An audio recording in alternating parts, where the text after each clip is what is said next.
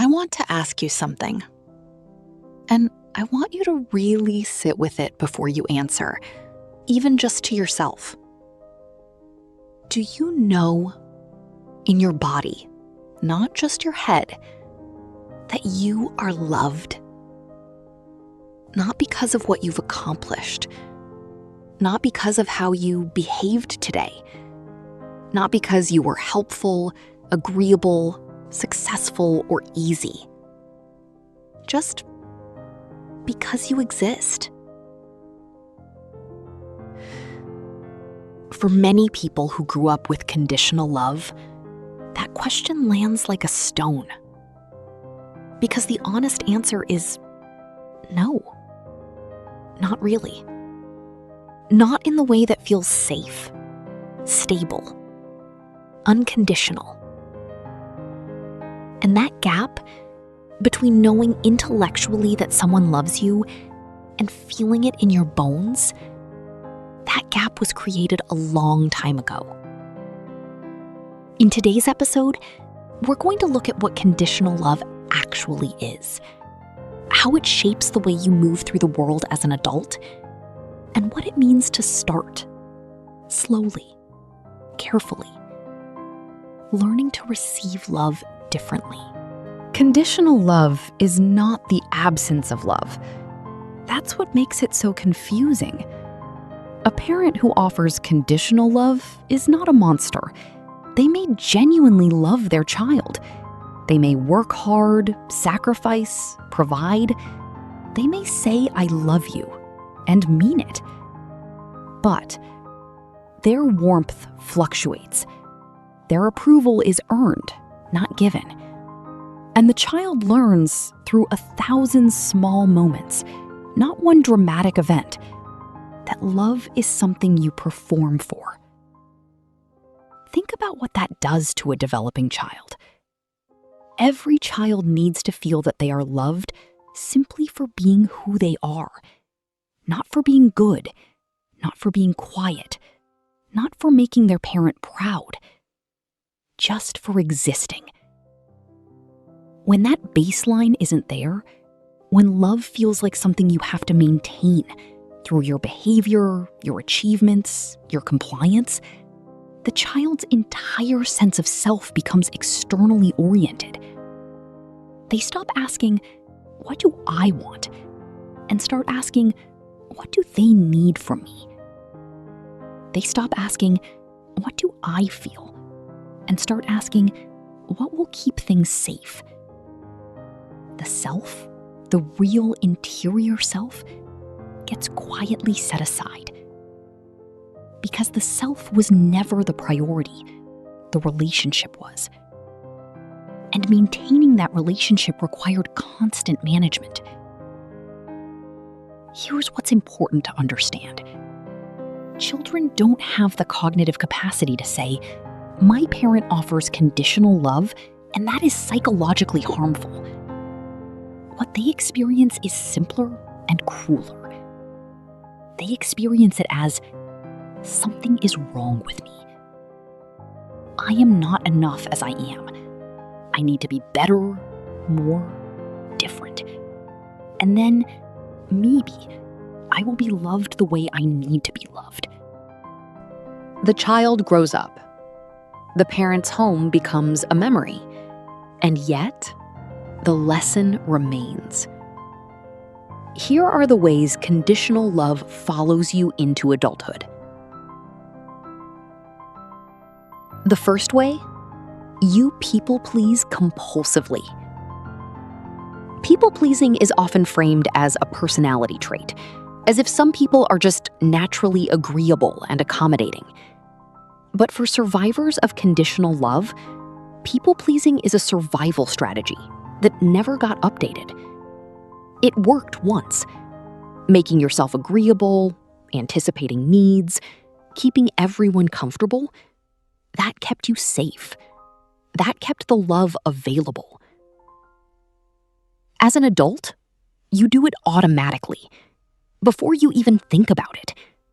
You say yes when you mean no. You shrink your needs to accommodate others. You apologize for things that are not your fault. And the cost is enormous. Because every time you override your own needs to keep someone else comfortable, you are sending yourself the same message your parents sent you. What you want matters less than what they need. The second way, you cannot fully receive love. This one is heartbreaking in its irony. The very thing you needed most as a child, unconditional love, is the thing that feels most uncomfortable when it arrives. Someone loves you without conditions. They are kind, consistent, present. They are not going anywhere. And instead of feeling safe, you feel suspicious, waiting for the catch, waiting for the conditions to appear, waiting for the warmth to withdraw. Because in your experience, it always did. So you push, or you test, or you hold yourself back, never quite allowing yourself to settle into being loved. Because settling in feels like setting yourself up. The love you learned to expect was unstable. So stable love feels foreign, almost wrong. The third way, your sense of worth is achievement dependent. If love was given when you performed well, then performing well became how you measured your worth. Good grades, career success, being the capable one, never asking for help, always having it together. These became not just goals, but the price of feeling okay about yourself. And when you fail, or rest, or need, the floor falls out. Because your self-worth was never built on a stable foundation. It was built on performance, and performance can always fall short. The fourth way, you are drawn to familiar dynamics. We are drawn to what feels like home, even when home hurt us. This is not weakness. It is not stupidity. It is the nervous system doing what nervous systems do, seeking the familiar, because familiar feels predictable, and predictable feels like safety, even if that familiarity is actually pain.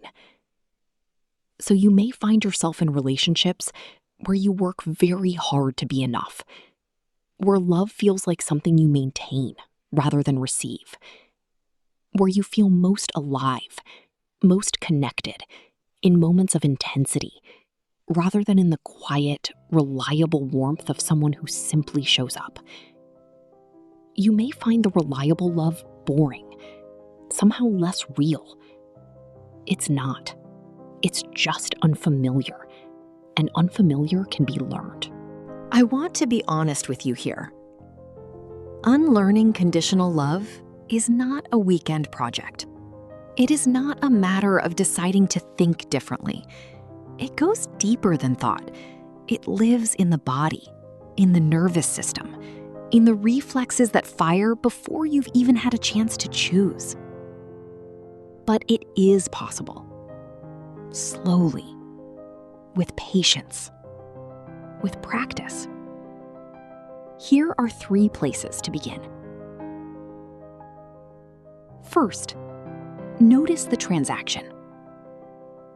Start to notice the moments when you are unconsciously trying to earn something: approval, warmth, safety. When you catch yourself over-giving, over-explaining, over-apologizing, pause.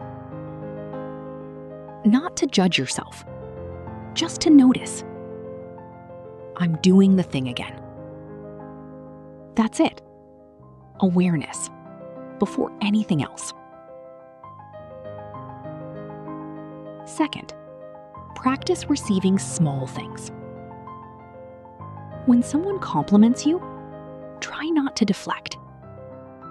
When someone offers to help, try not to refuse. When someone expresses care for you, try just for a moment to let it in. Not to perform gratitude, not to immediately reciprocate, just to let it exist. To let yourself be on the receiving end, without immediately making it about what you owe.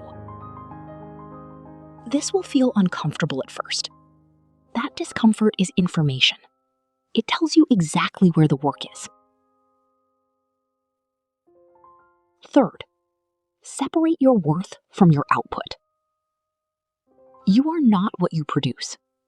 You are not your job, your achievements, your usefulness. You are not the help you give, or the space you take up, or how well you hold it together. You are a person. And persons, by virtue of being persons, deserve to be loved. Not earned, not maintained, not performed into existence. Deserved.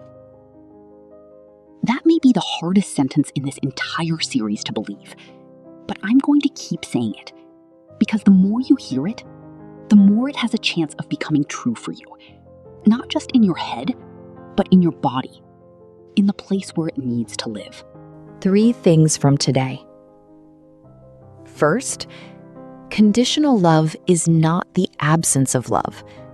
It is love with strings attached. And growing up inside it shapes how you relate to love for years afterward. Second, people-pleasing, difficulty receiving love, achievement-dependent worth, and familiar painful dynamics, these are not personality flaws.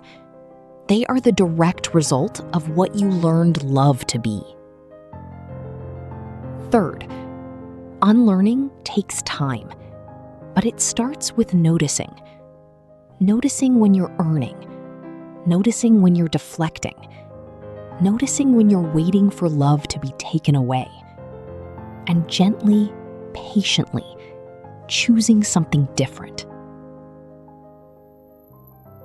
5 episodes in, we have named what happened, the patterns, the signs, the specific ways it showed up in your home.